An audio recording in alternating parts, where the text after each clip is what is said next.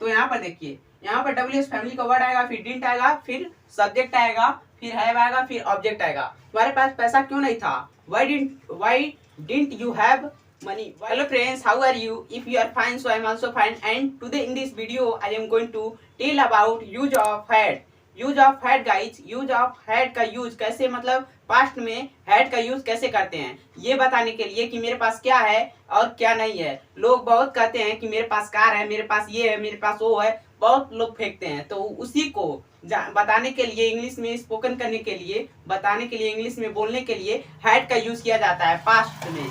मेरे पास था, मतलब है के बारे में है जब बोलेंगे, मेरे पास ये है, कार है, बस है और चीजें हैं, तो उसको बताने के लिए जब प्रेजेंट में यूज करते हैं तो हैज और हैव यूज करते हैं, हैज और हैव। तो उसका वीडियो हम बना दिए हैं, और वह वीडियो आप लोग नहीं देखे हैं तो डिस्क्रिप्शन में लिंक दे दिए हैं, वहां से वीडियो को जा करके देख सकते हैं। आज हम बताएंगे आप लोगों को हैड का यूज। इसका यूज होता है पास्ट में, जैसे कि मेरे पास एक गाड़ी थी, मेरे पास एक गाड़ी थी। I have a when, I had a when, I had a when, क्या हो जाएगा? I had a when. तो इसी का यूज हम सीखेंगे इस वीडियो में। तो चलिए वीडियो करते हैं स्टार्ट।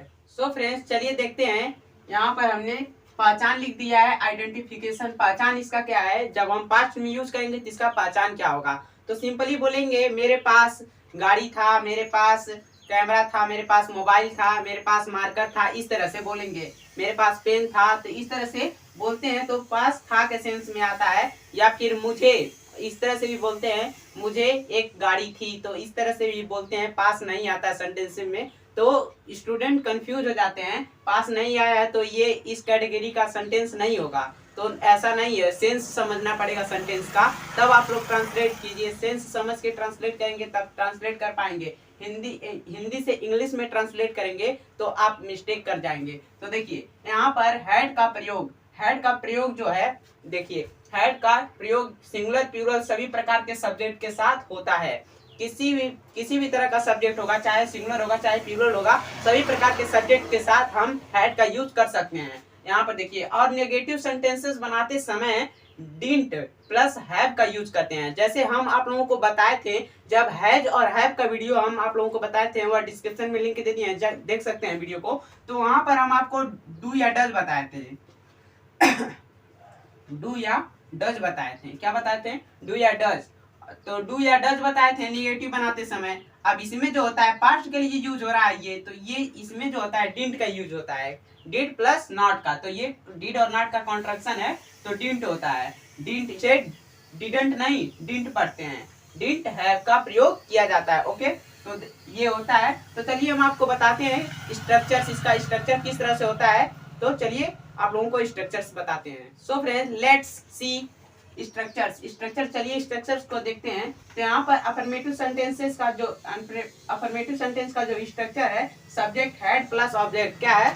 सब्जेक्ट हैड और प्लस ऑब्जेक्ट। तो मान लीजिए हमने कहा मेरे पास मार्कर था, मेरे पास मार्कर था। अभी मार्कर नहीं है, मान लीजिए यहाँ पर दिखाई दे रहा है लेकिन मार्कर नहीं था, पहले नहीं था, तो बोल रहे हैं मेरे पास मार्कर नहीं था। तो यहाँ पर सब्जेक्ट अफर्मेटिव है, तो क्या हो जाएगा? I had not marker. यहाँ पर आई, यहाँ पर मेरे नहीं था, नहीं, मेरे पास मार्कर था, मेरे पास मार्कर था। आई हैड मार्कर, क्या हो जाएगा? I had a marker. यहाँ पर निगेटिव, निगेटिव में क्या होता है?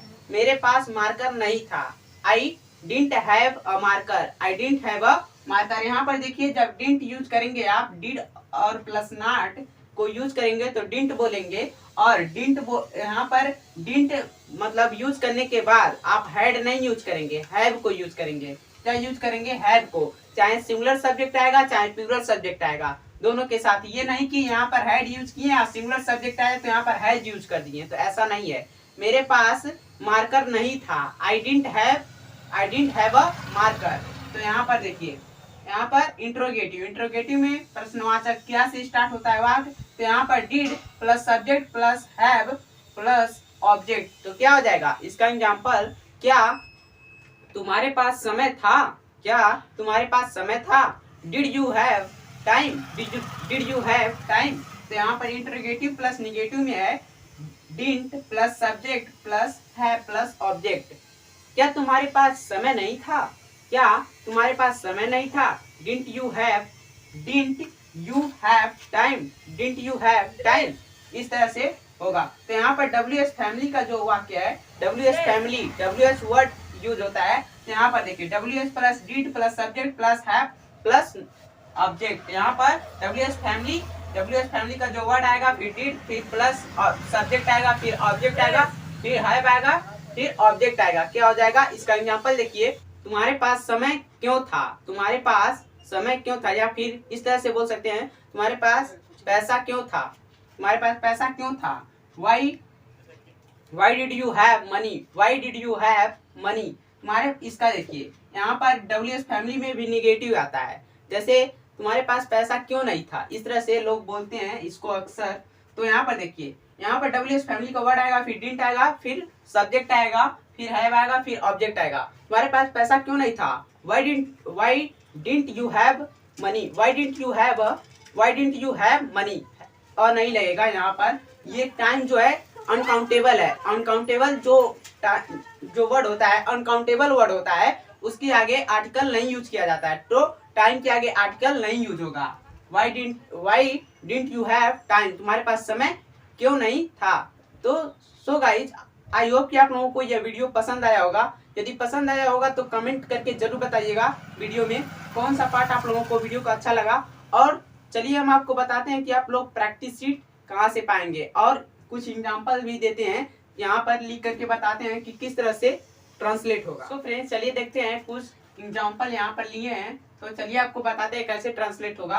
तो देखिए, यहाँ पर अमन के पास मोबाइल था, अमन के पास मोबाइल था, Aman had a mobile, Aman had a mobile. तुम्हारे पास सुविधा थी, तुम्हारे पास सुविधा थी। You had facility, you have facility, तुम्हारे पास सुविधा थी। मुझे इसका सूचना नहीं था, मुझे इसका सूचना नहीं था। I didn't have it's information, I didn't have it's information, मुझे इसका सूचना नहीं था। क्या तुम्हारे पास जूते थे, क्या तुम्हारे पास जूते थे। Did you have shoes, did you have shoes, यहाँ डिड यू हैव शूज।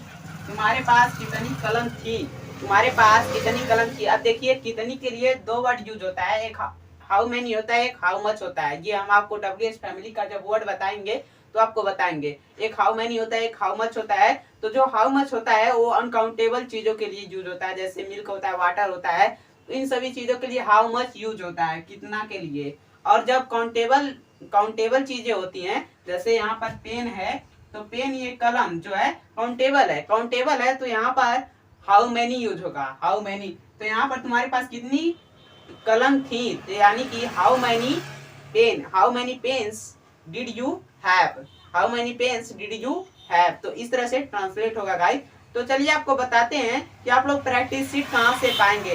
तो यहाँ पर आप लोगों को नंबर दिख रहा होगा, वहां से हमको हमारे व्हाट्सएप पर मैसेज करना है, सेंड मी प्रैक्टिस शीट। तो वहाँ से आप लोगों को प्रैक्टिस शीट मिल जाएगी, 60 सेंटेंसेस की प्रैक्टिस शीट मिल जाएगी, और उसे ट्रांसलेट करके आप अपना प्रैक्टिस कर सकते हैं। सो आई होप कि आप लोगों को वीडियो पसंद आया होगा। So friends, see you tomorrow with a new video. Please take care and bye.